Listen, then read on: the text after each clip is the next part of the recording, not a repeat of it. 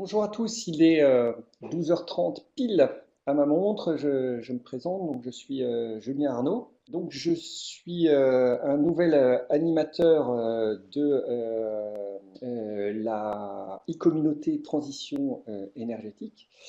J'étais préalablement chez Énergie Partagée, donc je connais un peu quelques acteurs de cette transition énergétique. L'idée est tout de suite de passer la parole au grand ordonnateur de la communauté transition énergétique, Emmanuel Poncet. Si Emmanuel veut bien activer sa webcam et Oui, vous expliquer un petit peu à la fois la philosophie un peu de cette e-communauté, puisque c'est le premier événement qu'on crée, et, enfin, de ce genre en tout cas, et aussi les rendez-vous avec le CNFPT, les rendez-vous de formation. voilà, Je laisse la merci parole à vous. Julien pour cette introduction. Bonjour à tous et bienvenue dans ce premier webinaire donc, organisé dans le cadre de l'e-communauté transition énergétique du CNFPT, dont Julien effectivement est co-animateur avec Jean-Pierre Pouillot qui est parmi les participants. Euh, donc ce premier webinaire qui fait partie en fait des processus d'animation de l'e-communauté, eux-mêmes inscrits donc dans on va dire une stratégie de développement des outils numériques du CNFPT. Voilà, donc c'était important de rappeler cela. D'autres webinaires sont en cours de préparation. Donc Julien précisera en fin de séance le webinaire du 5 décembre et d'autres webinaires ont été programmés dès le mois de janvier pour vous apporter informations et possibilités d'échanger entre vous. Sur la question de l'ingénierie des projets participatifs de développement des énergies renouvelables, donc bien sûr, nous travaillons avec Énergie Partagée depuis plus de 2 ans et je les remercie encore aujourd'hui et notamment donc Arnaud Foulon pour son intervention sur ce webinaire. Donc une session aura lieu sur les questions de dispositifs juridiques et de logique partenariale dans 15 jours. Donc cette session malheureusement est déjà complète, hein, c'est-à-dire qu'en fait nous avons environ 20 participants qui se déroulera donc à Montpellier. Alors je peux vous donner quelques dates pour 2018 sur cette même ingénierie et sur notre offre de formation qui sera publiée donc de manière globale sur le site du CNFPT à compter de la mi-novembre. Le CNFPT donc publiera son catalogue national de formation en ligne, hein. Voilà, donc je vous laisse prendre en note relativement rapidement, puisque j'ai promis de m'occuper, de ne prendre la parole que quelques minutes, en vous donnant donc ces dates-là pour 2018 qui s'échelonnent, on va dire, de juillet jusqu'en septembre sur ces questions-là. Voilà, moi j'en ai terminé. Je vous souhaite un excellent webinaire, des échanges riches et fructueux, et je vous dis à très bientôt. Julien, je te rends la parole. Ok, merci Emmanuel. Merci beaucoup pour tout ça.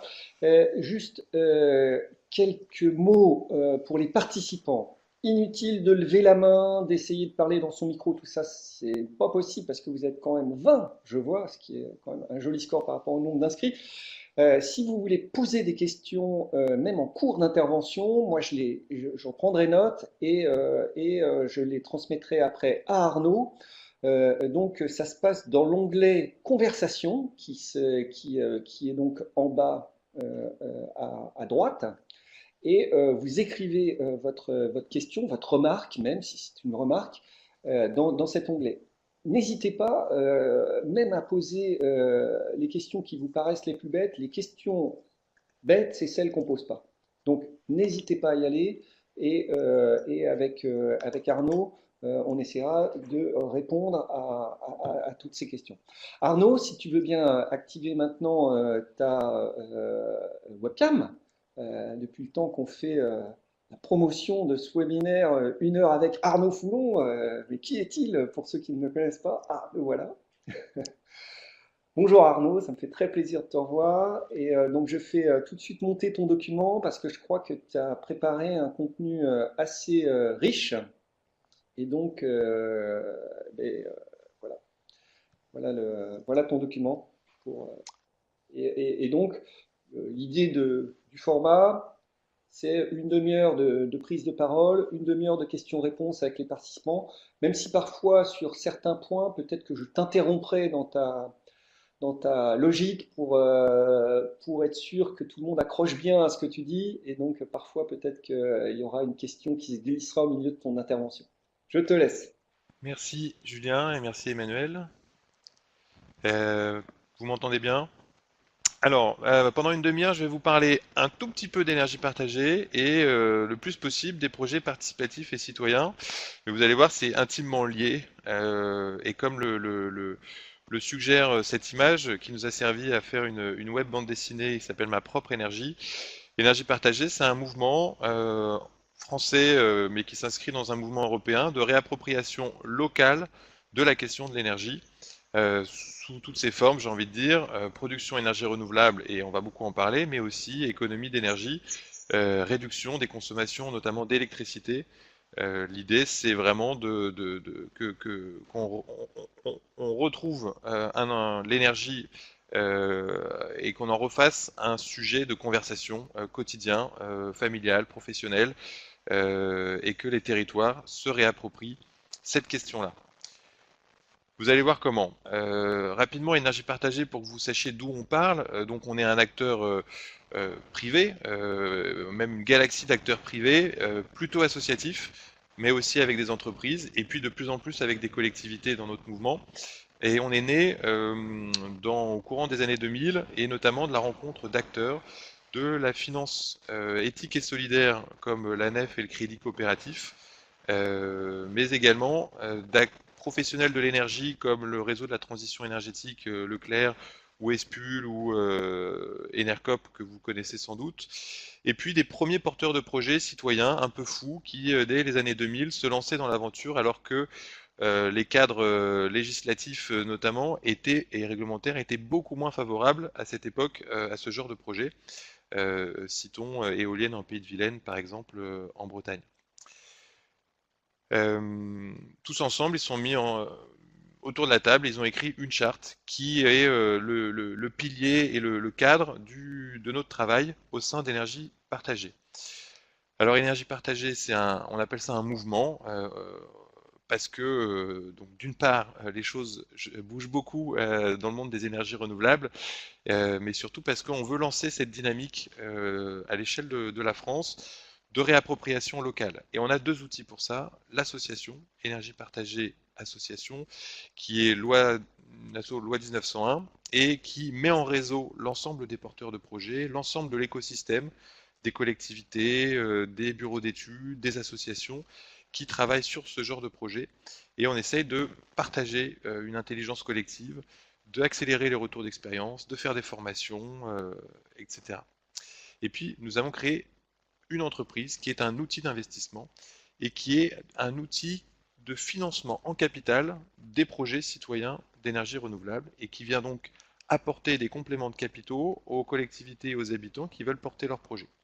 Je rentrerai peut-être plus dans le détail de son fonctionnement tout à l'heure si cela vous intéresse, mais c'est intéressant d'avoir à l'esprit que voilà, pour travailler sur ce sujet, on a créé plusieurs outils et notamment ces Juste deux-là. une petite intervention, Arnaud, pour dire que sur le financement, ce sera justement le thème du prochain webinaire Une heure avec. Ce sera Une heure avec Erwan Boumard, que tu connais bien, puisqu'il est à la tête de l'association et du fonds Énergie Partagée, et donc qui expliquera justement toutes les ficelles du financement d'un projet d'énergie renouvelable. Alors, voilà cette diapositive. Alors, bon, là, vous n'avez pas le droit à la parole, du coup, je ne peux pas vous entendre sur qu'est-ce que vous voyez, mais j'imagine que vous voyez la même chose que tout le monde, à savoir voilà, l'outil de production d'électricité d'origine renouvelable, les éoliennes, dans un paysage.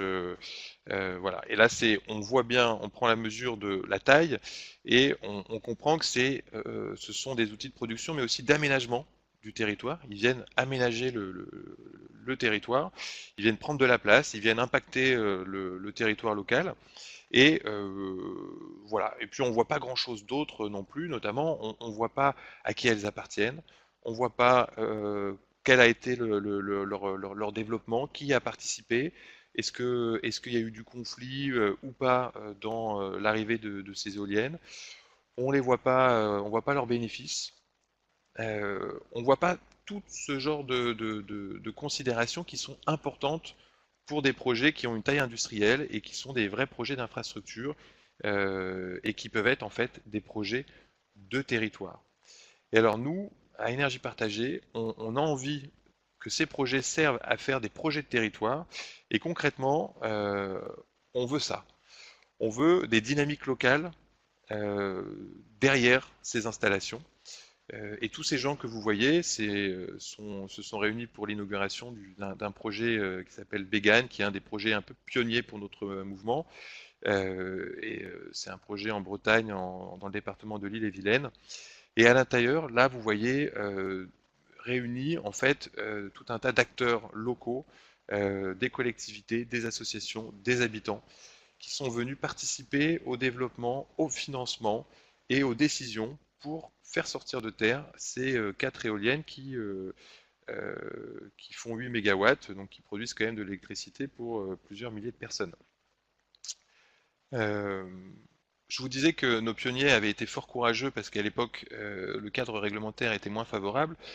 En effet, la loi de la transition sur la transition énergétique et la croissance verte est passée depuis là, et j'aimerais alors je rentrerai pas trop dans le détail des nouveaux articles, etc. Et là, je vous invite à venir à nos formations ou à nos autres webinaires sur le sujet. Mais citons ce passage dans le préambule qui donne l'esprit que nous partageons, et j'ai envie de dire que nous avons réussi à diffuser au plus haut niveau, qui est que le but de tout ça, c'est que on se dote des outils nécessaires à la construction par toutes les forces vives de la nation, citoyens, entreprises, territoires, pouvoirs publics, d'un nouveau modèle énergétique français plus diversifié, plus équilibré, plus sûr et plus participatif. Voilà, ce sont des mots, mais vous savez que les mots sont importants, surtout quand ils sont inscrits dans la loi, et voilà dans quel esprit aujourd'hui nous retrouvons et nous développons des projets. Alors, je vais essayer de ne pas vous faire plein de listes à puces de diapositives, mais là, voilà, il y a plein de manières de le présenter. Je vais être très court, mais vous savez qu'aujourd'hui, dans le monde des énergies renouvelables, de plus en plus, on parle de la participation des habitants, mais aussi des collectivités. Et à Énergie Partagée, quand on parle de citoyens ou de projets citoyens, on entend bien habitants et collectivités. Et alors, pourquoi on en parle autant ? C'est évidemment pour le point 2, c'est des questions d'acceptabilité locale de ces installations qui ont des grandes tailles. On sait bien que c'est ça qui intéresse tout le monde. Mais c'est aussi, quand on est une collectivité et qu'on a une politique énergétique, un bon moyen dans sa politique énergétique du territoire, que les citoyens s'approprient des enjeux climatiques et de transition énergétique. C'est aussi un bon moyen d'aller chercher du financement complémentaire et finalement de pouvoir financer des projets que jusqu'à présent des collectivités n'auraient pas pu financer tout seuls. Et puis c'est aussi un outil de développement local où vous allez le voir, les retombées économiques de ces projets peuvent être plus ou moins grandes selon le montage juridique et financier des projets et selon l'implication des habitants et des collectivités dans ces projets. Alors, je vais faire quelques petits détours pour vous parler un peu de choses à savoir avant de rentrer dans le dur des projets participatifs et citoyens. Je ne connais pas votre niveau de connaissance du monde de l'énergie renouvelable, mais du coup, je pars du principe qu'on va faire ce petit détour. D'abord, tout ce dont on va parler s'applique à ces échelles-là.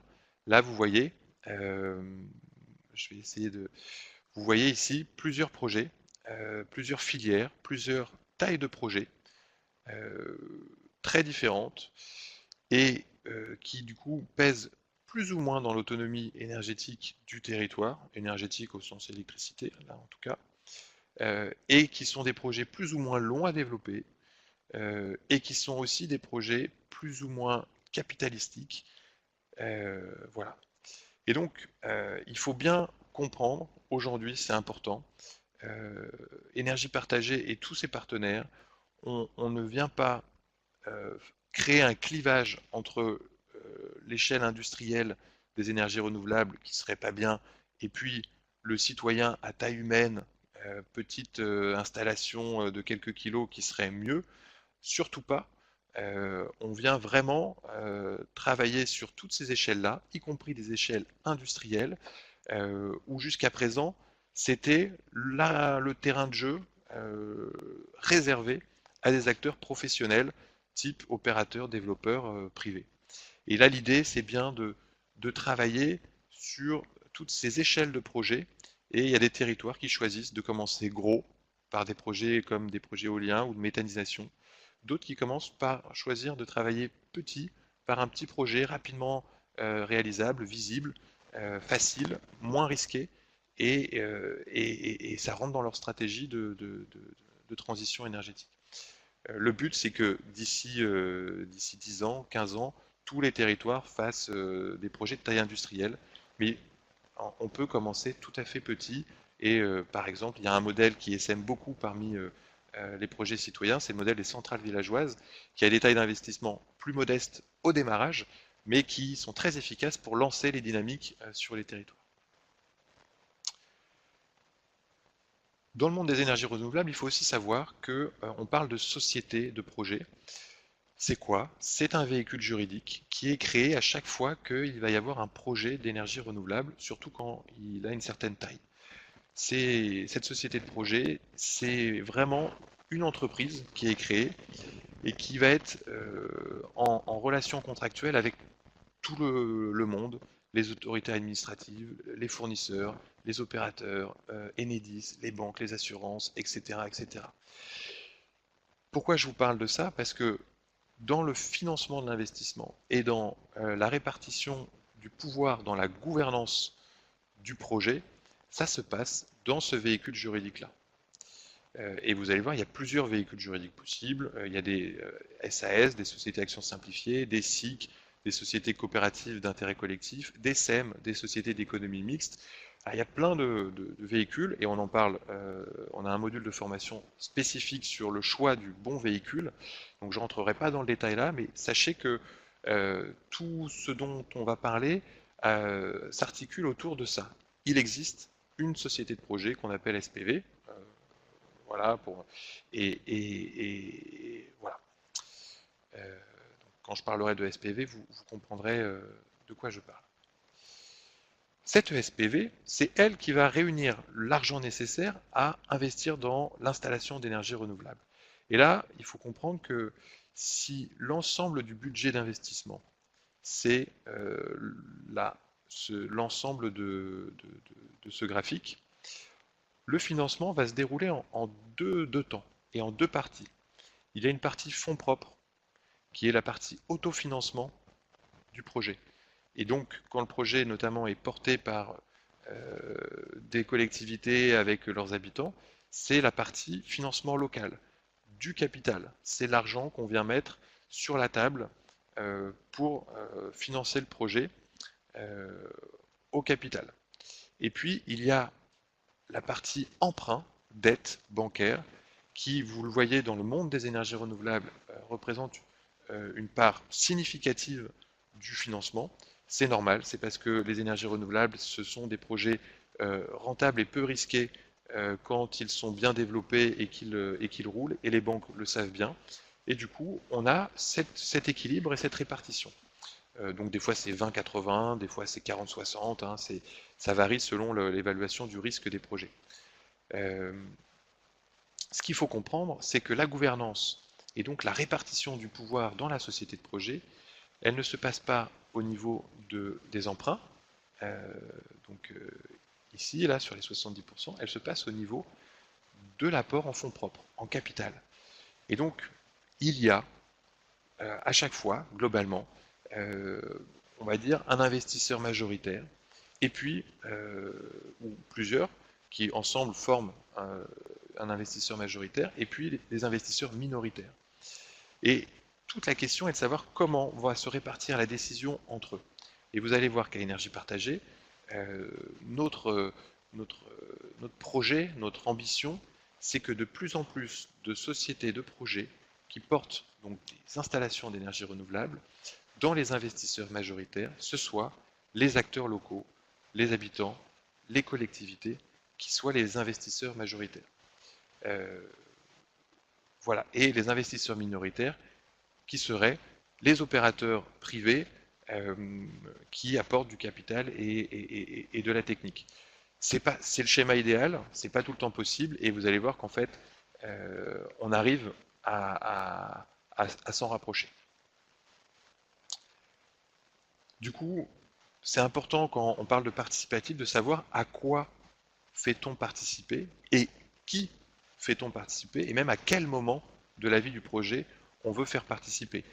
Mais en résumé, il faut bien comprendre que participer à la dette du projet, donc que ce soit par des produits financiers portés par des banques locales ou par des plateformes de crowdfunding, qui sont souvent sur des produits financiers, mini-bonds ou obligations, ce genre de produits, ça fait participer au financement les gens, mais pas à la gouvernance du projet, car ils ne sont pas au capital du projet. En revanche, il y a d'autres moyens de financer le projet en capital et de faire participer les gens et de les inviter à ce financement. Et donc, ce financement, on rentrera dans le détail, mais vont donner accès à la gouvernance. C'est ça cet enjeu pour nous à Énergie Partagée, c'est que les acteurs locaux aient accès à la gouvernance des projets pour participer aux décisions. Et cet accès peut être direct, indirect, je ne rentre pas dans le détail, mais en gros il peut être intermédié par des acteurs, ou ça peut être directement les habitants et les collectivités qui sont dans la société de projet. Donc du coup, on peut poser cette définition-là. Aujourd'hui, un projet participatif, c'est un projet, c'est une grande famille dans laquelle les projets citoyens sont, c'est on invite au financement les habitants et les collectivités. Mais globalement, il y a toutes sortes de projets dedans. Il y a des projets où les gens n'ont pas accès, et les collectivités non plus, à la gouvernance, car ils ne sont pas au capital. Et puis des projets où, comme les nôtres, projets plutôt plus citoyens, où on va chercher une participation significative à la gouvernance et via le capital. Alors pourquoi parle-t-on autant de gouvernance et qu'est-ce qu'on vient chercher là-dedans? Et j'aimerais m'arrêter là-dessus parce que c'est pas une idéologie politique comme ça de dire on veut reprendre le pouvoir et mieux partager le pouvoir. Il y a des raisons très concrètes à cela. La première, c'est pour maîtriser les décisions stratégiques de ce genre d'installation. Et en fait, il y en a beaucoup de décisions à prendre, que ce soit pendant la phase de développement ou la phase d'exploitation. Je ne vais pas toutes les citer, mais je m'arrête par exemple sur la phase de développement, sur la question des choix techniques pour réduire les impacts environnementaux. Et ben, selon qui est l'investisseur majoritaire, le projet va plus ou moins accepter des surcoûts pour réduire son impact environnemental. Et ça, quand des acteurs locaux sont aux manettes, souvent ils vont pas faire les mêmes choix que si c'est un acteur exogène, extérieur au territoire, qui plus est, qui ne serait intéressé que par maximiser sa rentabilité financière. En phase d'exploitation, c'est pareil, il y a plein de décisions à prendre et on peut en prendre une d'entre elles, c'est par exemple contrôler l'entrée de nouveaux actionnaires. Vous savez qu'aujourd'hui, les installations de taille industrielle d'énergie renouvelable, ce sont des actifs financiers comme d'autres qui vont se revendre de main en main pendant toute leur durée de vie et terminent dans les escarcelles de fonds de pension qui connaissent très peu les territoires, qui associent très peu les territoires et on ne sait plus à qui appartient quoi. L'idée d'être à la gouvernance, c'est de pouvoir contrôler qui seront les nouveaux actionnaires et puis même de favoriser l'entrée de nouveaux actionnaires locaux, à commencer par les habitants. Voilà, je ne rentre pas dans le détail de toutes, mais il y a pas mal de décisions où c'est important d'être autour de la table pour pouvoir s'exprimer et voter. Il y a une autre raison importante, c'est qu'en étant au capital, eh bien, on vient prendre une part plus importante de la valeur économique des projets. En gros, on vient financer localement, avec de l'argent local, un projet local, euh, et voilà, et on commence à amorcer un circuit court économique du financement des énergies renouvelables. Et c'est là que ça devient, en termes de développement local, très intéressant. Juste pour vous donner une idée sur un exemple de bilan économique d'un parc éolien sur 15 années de fonctionnement, voilà les grandes masses monétaires. Et vous voyez que, en gros, un projet classique, voilà les retombées entourées en rouge pour le territoire à travers la fiscalité, quelques travaux de génie civil assurés par des entreprises locales généralement, et puis quelques petits projets d'accompagnement, un circuit pédagogique ou quelque chose avec. Voilà. Le reste, c'est géré par des acteurs privés tout au long de la vie du projet. Voilà. Donc voilà la taille du gâteau, si j'ose m'exprimer ainsi, et il s'agit de voir comment localement on peut mieux participer et capter une part de ce gâteau, que ça soit dans l'exploitation, parce que vous voyez que les charges d'exploitation c'est quelque chose de conséquent, et puis surtout l'investissement, donc là en jaune sur l'achat des éoliennes. Voilà, je ne rentre pas plus dans le détail, mais c'est pour vous montrer qu'il y a un enjeu de partage de, la, non, de cette valeur économique. Alors, voilà une comparaison assez sommaire entre un projet, on va dire, classique et un projet citoyen. Vous voyez un petit peu les différents postes de dépenses et ce que permet un projet citoyen d'énergie. Vous voyez que sur les 3 premiers postes, ça ne change pas, c'est la même chose. Entre un projet classique et un projet citoyen, des taxes, des impôts sur la société que paye la société de projet et des loyers aux propriétaires, quel qu'il soit, public ou privé. Sur un projet éolien citoyen alors, idéal, qui aurait réussi à capter une partie de l'exploitation, c'est-à-dire du suivi et de la maintenance au moins de premier niveau, voilà ce que ça représente sur 15 ans. Là, c'est le projet de Bégane dont je vous parlais tout à l'heure. Donc c'est sur 15 ans, plus d'1 million d'euros pour payer quelqu'un qui fait ce suivi, cette maintenance des éoliennes. C'est aussi 560 000 euros qui sont dépensés et qui sont une charge du projet, dépensés sur les questions de maîtrise de l'énergie, concrètement en finançant un poste d'ambassadeur de l'énergie qui vient faire de la sensibilisation aux différents publics du territoire. Ça, c'est inscrit même dans le permis de construire, c'est vraiment une charge, on ne peut pas y couper chaque année, c'est une charge du projet. Et c'est sûr que c'est bien, un opérateur classique privé n'aurait sans doute jamais accepté ce genre de charge. Et puis, les 8 millions que vous voyez, les rémunérations de l'épargne sous forme de dividendes pour les investisseurs locaux, c'est qu'en mobilisant plus d'1,5 million d'euros localement pour financer le capital de ce projet, donc c'est près de 1000 personnes qui ont été investisseurs, et puis il y a nombre de les collectivités à toutes les échelles, communes, communautés de communes, départements, régions. Derrière pour eux, c'est autant de retombées économiques sous forme de dividendes. Alors espérer si le vent souffle bien pendant 15 ans, mais voilà la part du gâteau qu'ils pourraient réussir à capter. Et puis, en amont, il y avait des coûts de développement du projet, et ce sont des bureaux d'études, ce sont la collectivité, ce sont une association éolienne en Pays de Vilaine qui ont pris en charge une partie du développement et de ces coûts, et c'est déjà ça de pris dans les premières années de développement du projet. Voilà, c'est schématique, on peut rentrer bien plus dans les nuances, et puis tous les projets ne ressemblent pas à celui de Bégane, mais voilà en termes d'explication.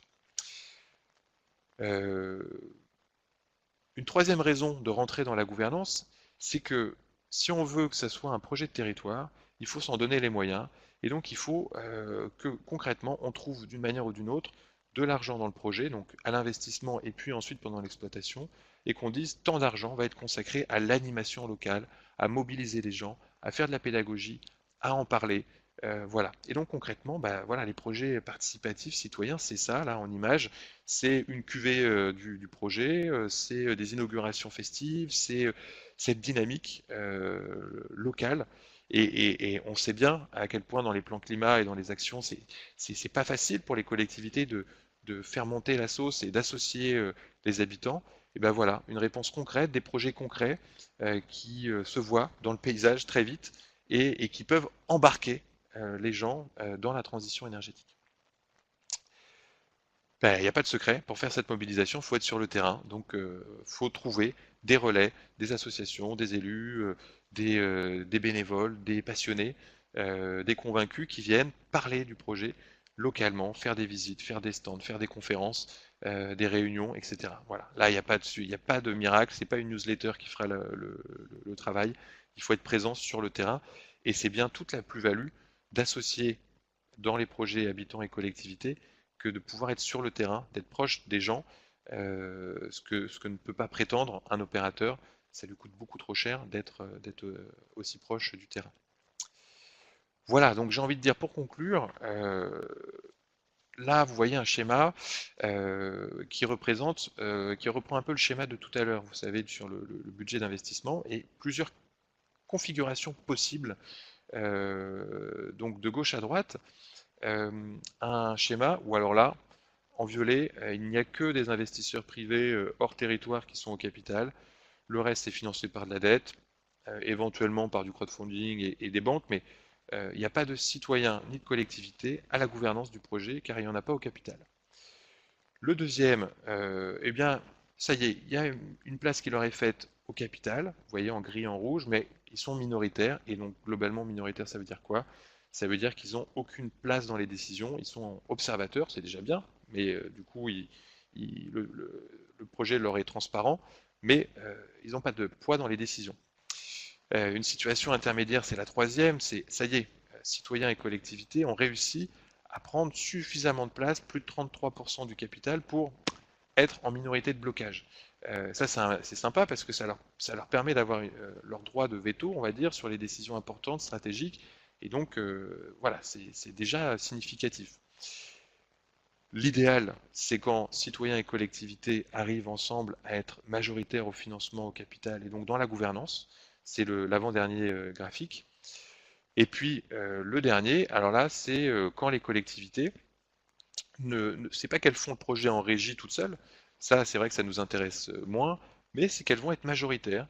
Donc c'est souvent des projets, on va dire en mode SEM, Société d'économie mixte, où voilà, les collectivités décident de garder la main, mais aussi quand même d'associer d'autres partenaires, et notamment les habitants, au projet.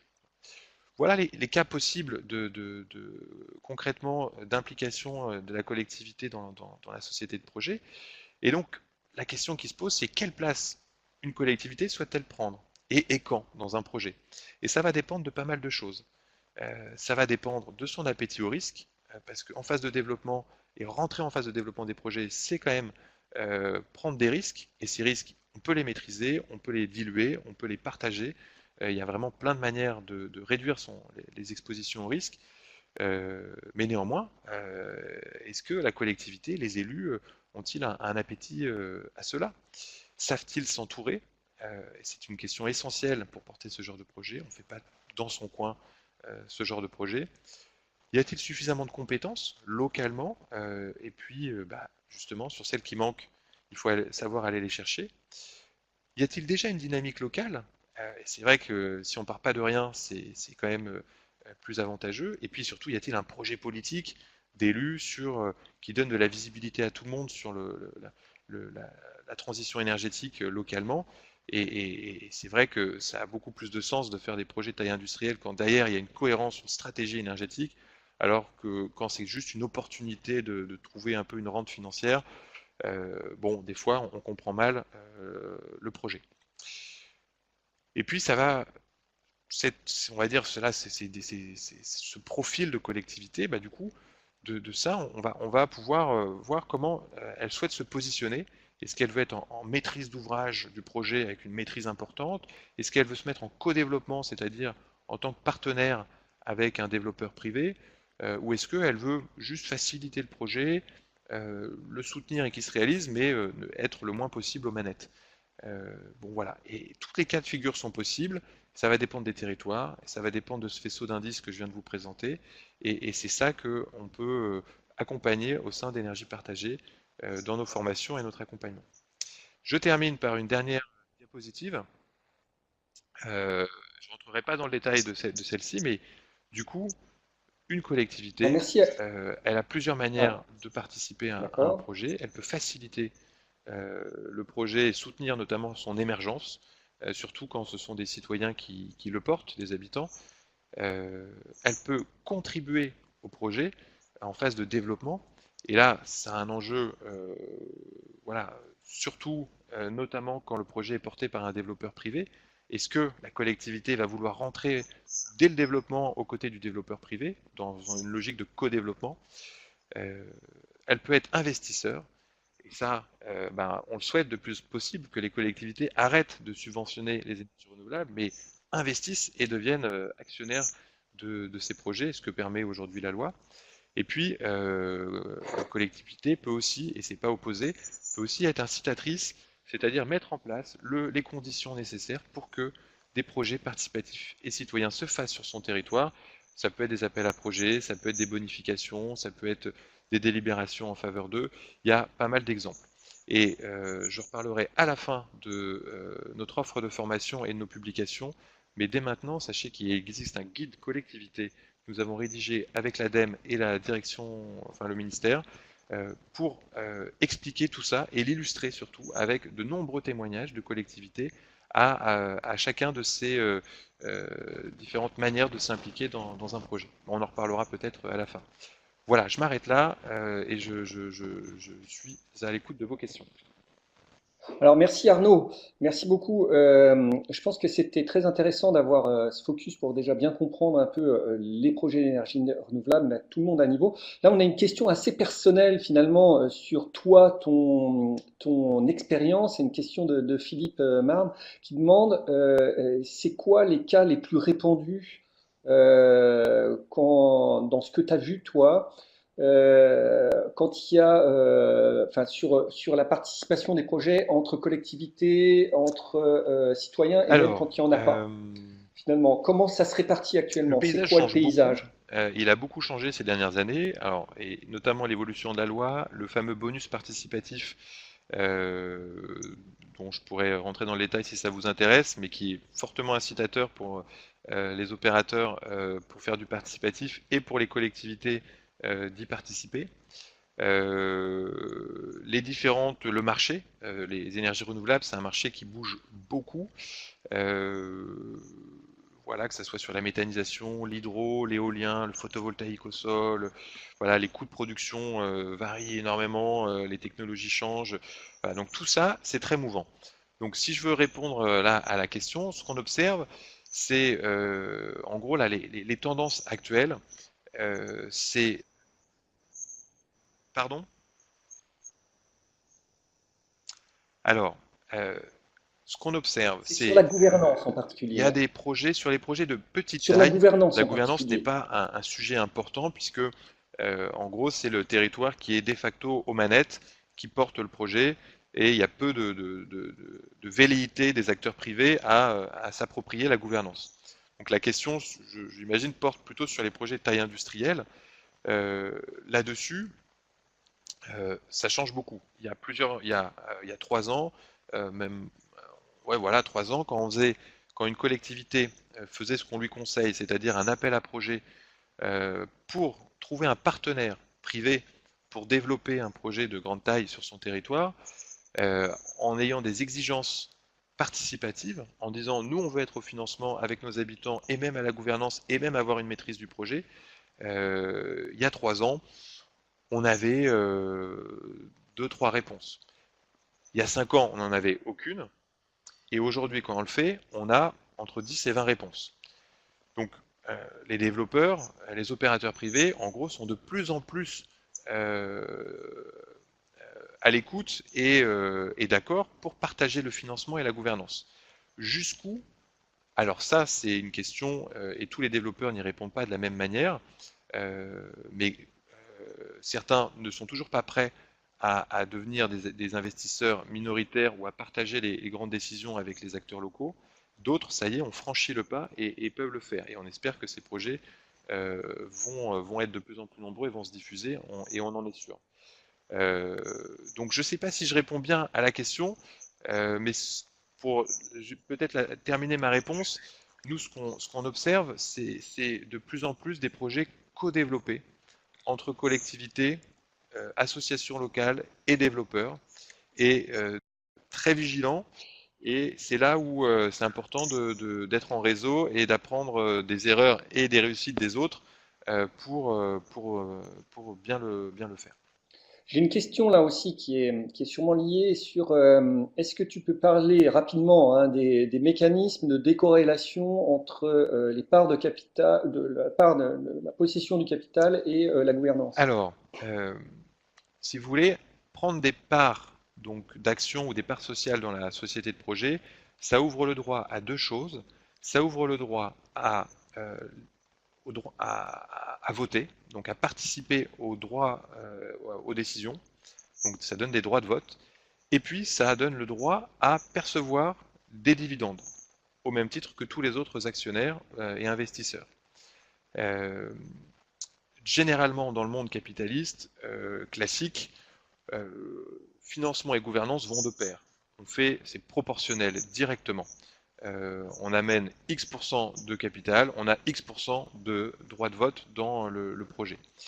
Ce qui est intéressant avec les projets citoyens et participatifs, avec un accès à cette gouvernance, c'est de trouver le bon réglage entre ça, ce qu'on vient de dire, ce qui est proportionnel, et puis le principe coopératif, où dans le principe coopératif, c'est quel que soit l'apport en capital, tout le monde a le même poids dans les décisions, c'est-à-dire une personne, une voix. Donc c'est les deux extrêmes de ce qui est possible. Et aujourd'hui, dans les projets citoyens, on invente tout plein de possibilités entre les deux. C'est-à-dire, on décorrèle le financement de la gouvernance, des droits de vote, sans forcément aller jusqu'à une personne, une voix, qui est des fois pas acceptable pour pas mal d'investisseurs institutionnels ou autres. Et donc, comment ça se fait?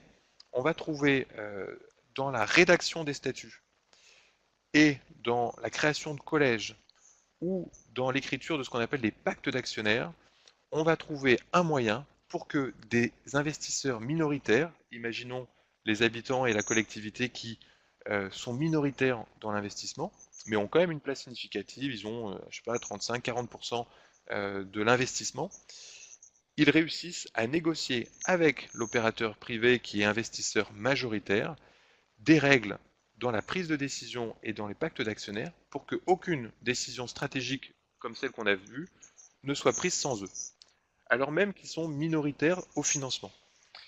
Voilà, et donc on arrive maintenant assez bien à décorréler les deux, mais c'est le résultat d'une négociation et ça passe très concrètement par une inscription juridique dans des statuts et des pactes d'actionnaires.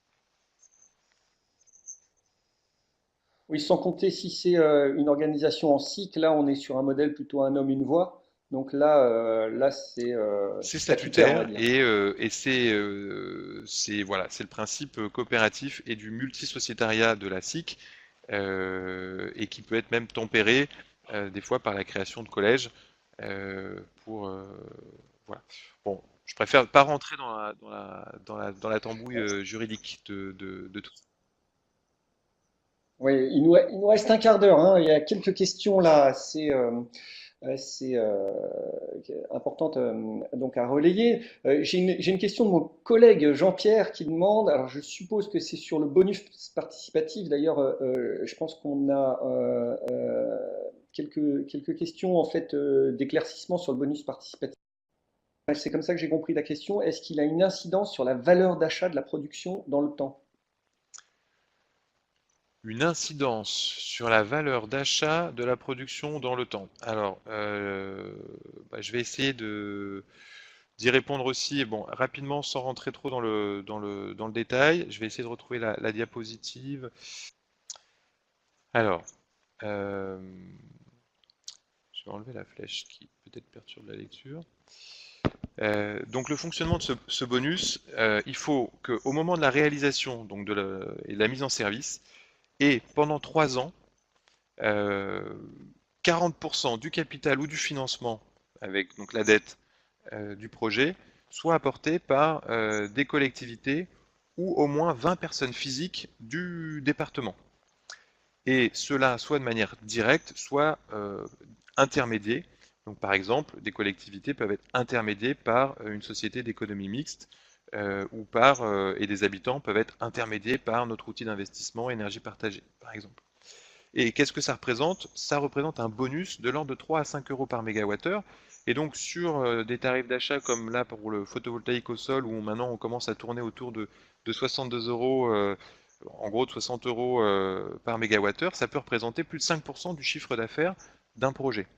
Donc c'est concrètement incitatif pour les opérateurs privés, et on le voit bien puisqu'au dernier, plus de 80% des opérateurs et des candidats et des lauréats à la Creux prétendent à ce bonus participatif.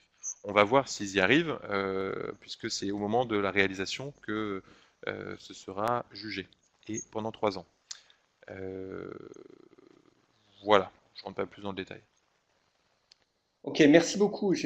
Bon, bien sûr, les gens imaginent bien qu'avec un format d'1 heure, on ne peut pas rentrer dans tous les détails, mais j'espère que ça vous donne envie de creuser peut-être un certain nombre de détails. Là, j'ai une autre question sur le fait que la loi TEPCV a permis aux collectivités de rentrer au capital d'une société privée, hein, tu le disais en introduction, si c'est de l'énergie renouvelable et il y a des citoyens. Mais qu'est-ce que la loi apporte si la collectivité passe par une SEM? Et est-ce qu'elle ne pouvait pas le faire avant, finalement?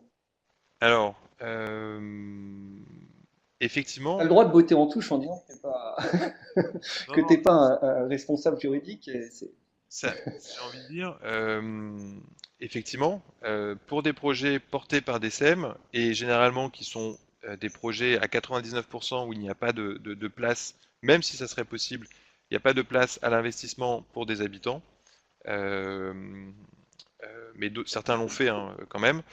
Voilà, ça n'apporte pas grand-chose, et j'ai envie de dire, c'est en gros, si vous avez une collectivité qui avait déjà son outil de SEM, qui faisait ses augmentations de capital toute seule et portait des projets toute seule, éventuellement avec quelques acteurs privés minoritaires dans la SEM, la loi sur la transition énergétique ne révolutionne pas du tout leurs travaux, sinon à travers le bonus participatif, puisque là, c'est les mieux placés pour bénéficier du bonus. Ok, merci Arnaud. Existe-t-il des projets participatifs citoyens sur des toitures solaires, sur des bâtiments publics ou privés, en autoconsommation et non pas en revente? Oui, Plus une question oui. pour Anne-Claire Fort d'Espul, avec qui on avait fait des webinaires sur le sujet. Mais bon, est-ce que tu as... Voilà, vous pouvez revisionner des webinaires alors sur notre chaîne à Énergie Partagée sur YouTube et sur Vimeo, mais aussi chez Espul. Et notamment, on retient l'expérience de Lorient et de la ville de Lorient, qui a commencé à porter un modèle très innovant d'autoconsommation et de financement participatif de ces projets. Il y a d'autres modèles qui sont en train de s'inventer. Je ne vais pas rentrer dans le sujet de l'autoconsommation, mais ce qu'il faut retenir, c'est que c'est quand même encore instable pour avoir des modèles économiques stables et qui donnent confiance à tous les investisseurs. Et on attend encore pas mal de clarifications, notamment du côté d'Enedis. Mais rien ne l'empêchera et ça c'est sans doute une piste prometteuse pour l'avenir. Ok, donc il y avait justement une autre une question bon, qui était avez-vous des exemples? Du coup, peut-être que tu peux parler rapidement du schéma qu'a mis en place la ville de Lorient, juste pour expliquer comment ils s'y sont pris finalement en 3 mots, hein, pour mettre en relation l'autoconsommation, les citoyens. Bon, c'est un système de location. À mon Enfin, je ne sais pas À mon si avis, tu peux le dire en 3 mots, mais c'est un projet qui mérite plus de 3 minutes et qui est vraiment très intéressant, mais qui, par son montage, nécessite plus de temps et qui en plus est un peu décalé par rapport à ce qu'on vient de présenter parce qu'il est vraiment très innovant. Voilà, mais en gros, en deux mots, c'est les citoyens ont financé l'achat des panneaux et à travers une société de projet citoyenne financée par des habitants, et ils louent ces panneaux à la collectivité Ville de Lorient, c'est-à-dire qu'ils les déposent au pied des bâtiments publics, et la Ville de Lorient leur dit merci, en échange, on vous paye un loyer pour ces panneaux pendant 10 ans, 15 ans, 20 ans, je ne me souviens plus de leur durée, et la Ville de Lorient, en régie, va installer elle-même ces panneaux sur imposition classique, backlistée, vraiment très simple, sur ces écoles notamment, pour autoconsommer quasiment tout là. Donc hein, ils ont bien dimensionné leur install. Et voilà, donc ça permet à la ville de Lorient de ne pas sortir l'investissement nécessaire à acheter ces panneaux, aux citoyens de le faire. Et puis la ville de Lorient, elle, du coup, autoconsomme son énergie, ça réduit d'autant ses factures d'électricité et ne se sert que d'une ligne de fonctionnement pour payer le loyer des panneaux. Voilà, très court, mais allez voir les webinaires, ils sont passionnants. Et puis c'est notamment Pierre Crépeau qui a porté ça, et c'est aussi un bonhomme passionnant. Ah oui, c'est vraiment comme on dit, un bon client de webinaire parce qu'il est vraiment passionnant. Mais merci Arnaud parce que tu t'es prêté quand même au jeu, tu voulais pas trop le faire, mais en 3 minutes, je pense que tu as quand même bien décrit les excellentes initiatives de la ville de Lorient. Oui, bah, je vois que d'ailleurs tu as donné beaucoup envie à l'auditoire d'aller voir ces webinaires. C'est vrai que bon, si vous avez d'autres questions, c'est le moment. Il nous reste 7 minutes, hein, donc n'hésitez pas. D'autres questions à Arnaud. Toi, Arnaud, qu'est-ce que tu pourrais dire sur si on revient vraiment au titre hein, de ce webinaire, hein, comment les collectivités territoriales peuvent encourager finalement la naissance de projets d'énergie renouvelable citoyens. Toi, de ton expérience, qu'est-ce qui marche le mieux finalement? Est-ce que c'est euh, donner envie aux gens de se fédérer avec peut-être un animateur local? Est-ce que c'est aller repérer? Est-ce que ça bouge sur son territoire? Est-ce que c'est faire des campagnes de communication? Est-ce que c'est qu'est-ce qui concrètement marche bien? Qu'est-ce que tu as vu fonctionner toi? C'est difficile de... Là, je vais vraiment botter en touche parce que ça dépend, comme je te le disais, beaucoup du contexte, de la dynamique locale, de l'envie de la collectivité, du profil des habitants, de la sociologie des habitants, de ce qui est en place. Et puis ça dépend de l'opportunité d'un projet, et puis de quelle taille, et puis à quel moment la collectivité se pose la question de s'impliquer. Est-ce que c'est tout au début ou est-ce que c'est à la fin? Il y a beaucoup de choses différentes. Ce qui est sûr, c'est que pour des projets de taille industrielle en tout cas, éoliennes, grandes toitures, photovoltaïque au sol, méthanisation, réhabilitation de centrales hydro importantes. Les bons réflexes, c'est de se rassembler en intercommunalité. C'est hyper important pour ces projets qui peuvent être des projets de territoire. C'est vraiment d'assurer une bonne concertation et c'est la collectivité qui en est responsable de cette concertation. Et puis, c'est vraiment d'articuler ces projets à une stratégie énergétique. Euh, et c'est possible d'aller plus loin. Et c'est là où moi, c'est ce que je vois qui marche le mieux aujourd'hui, c'est quand la collectivité décide de prendre pied dès la phase de développement dans ce genre de projet, parce qu'elle a des choses à valoriser, elle a des choses à apporter pour que le projet se réalise. Et ça se valorise dans le projet, notamment dans la société de projet. Et c'est ça qui est vraiment intéressant, c'est qu'une collectivité, quand bien même elle n'aurait pas d'argent, de cash, elle peut quand même prendre pied et de manière significative dans les sociétés de projet en valorisant ce qu'elle apporte. Et elle peut apporter pas mal de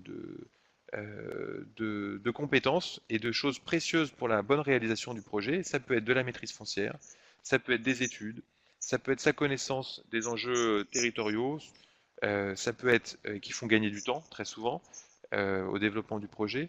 Ça peut être sa capacité à communiquer localement avec les habitants, à faire la concertation et à travailler cette question de l'acceptation du projet et même de l'adhésion des gens au projet. Mais c'est aussi sa capacité à aller représenter le projet auprès des administrations pour obtenir les autorisations. C'est beaucoup de choses comme ça, qui sont des apports en nature et en industrie, comme on dit dans le jargon, qui peuvent être valorisés en part sociale, sonnant et trébuchant, dans la société de projet.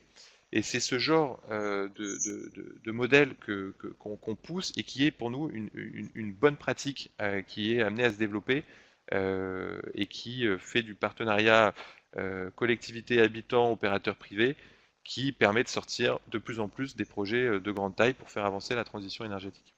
Là, j'ai une petite question. Est-ce que tu vois une différence, toi, entre les zones rurales et les zones plutôt urbaines? Est-ce que les citoyens sont plus faciles à mobiliser dans l'une que l'autre? Alors, si on parle habitants, oui, bien que on peut faire des grandes catégories sociaux, l'urbain, le rural, mais vous savez bien que même du rural ne se ressemble pas tous, et l'urbain c'est pareil, va dépendre des tailles, etc. Ce qu'on peut dire, c'est que globalement, les premiers projets participatifs citoyens, avec un ancrage local et une dynamique locale, ça s'est plutôt passé dans le rural parce que c'est là que les gisements étaient les plus faciles à trouver et à exploiter, les gisements d'énergie renouvelable, et c'est là que la politique énergétique, le projet de territoire avait le plus de sens, et où les habitants ont une vraie prise sur leur territoire, et voilà, et ils sont peut-être plus investis également pour leur territoire que dans des villes, et notamment des grandes villes, où ça n'a pas été là qu'on a commencé à faire ce genre de projet. Néanmoins, de plus en plus, on développe des projets, notamment de photovoltaïque au sol, en toiture, pardon, euh, avec une participation des habitants dans des villes, donc des villes comme Montpellier, comme Grenoble, comme Lyon, comme Paris, l'Île-de-France, et voilà. Et donc ça commence, et on va trouver la manière, peut-être un peu différente, de mobiliser les habitants, qui effectivement, sur un profil urbain, on sait que, on va dire qu'ils sont plus volatiles dans leur engagement que des habitants dans des territoires ruraux.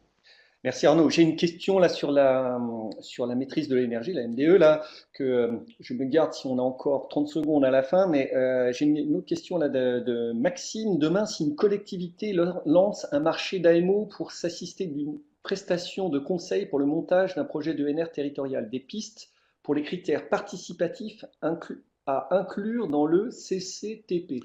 Je n'y connais rien. Je ne sais pas ce que c'est qu'un Et CCTP. effectivement, on a des pistes, on a des critères, on a beaucoup d'expérience sur le sujet. Dans notre réseau, on met à disposition pas mal d'exemples de ces cahiers des charges et de ces CTP. Si vous avez un exemple là concret, un projet, moi, en bilatéral, on peut en discuter. Sachez que c'est possible et qu'il s'agit de poser ce que la collectivité veut, et elle peut attendre ceux qui vont répondre des montages juridiques et financiers qui disent, nous, on veut être à tant de pourcents de la gouvernance du projet, on veut une stratégie de financement participatif qui prévoit le financement des habitants, et en faire des critères de qualité et donc de jugement de l'offre. Euh, Oui, je m'en souviens d'un super intéressant gorges Lac et Gorges du du Verdon. lac du Verdon, une communauté de communes qui avait mis des choses incroyables dans son CCTP. Finalement, ça me revient. Voilà. Euh, Euh, bon, je crois qu'on n'a pas pu répondre à toutes les questions et c'est bien normal. Moi, mon rôle aussi, c'est d'être un peu gardien du temps finalement. Je voudrais vous donner rendez-vous pour le prochain webinaire, une heure avec, ce sera avec quelqu'un que tu connais bien finalement, Arnaud, hein, puisqu'il s'agit d'Erwan, qui parlera donc des grandes étapes du financement d'un projet d'énergie renouvelable. Je voudrais dire à tous les participants déjà merci beaucoup. C'était notre première expérience, donc j'espère que ça vous plaît. Vous retrouverez bien sûr l'intégralité de la vidéo sur un espace encore, il faut que je le trouve dans la e-communauté de la transition énergétique. Vous trouverez aussi la présentation d'Arnaud, toutes les slides que vous n'avez pas vues,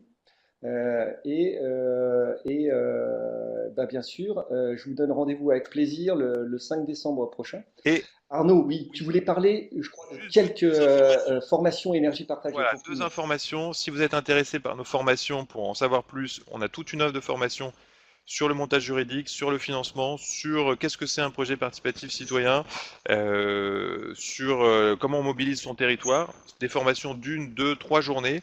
Vous pouvez y participer et notamment avec le CNFPT, on espère reconduire l'année prochaine les trois modules de formation que nous avons fait cette année.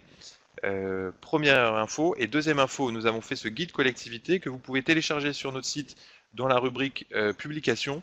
C'est un guide d'une bonne centaine de pages avec énormément d'illustrations et de témoignages de comment une collectivité peut s'impliquer. Je vous invite à le télécharger et voilà, à l'avoir prêt sous le coude pour mieux comprendre tout cela. Ce que je ferai, c'est que je mettrai directement le lien, en fait, hein, vers le site, dans le petit compte-rendu que je vais adresser avant la fin de la semaine à tous les participants et aussi à tous ceux qui font partie, les 600 personnes qui font partie de la communauté transition énergétique.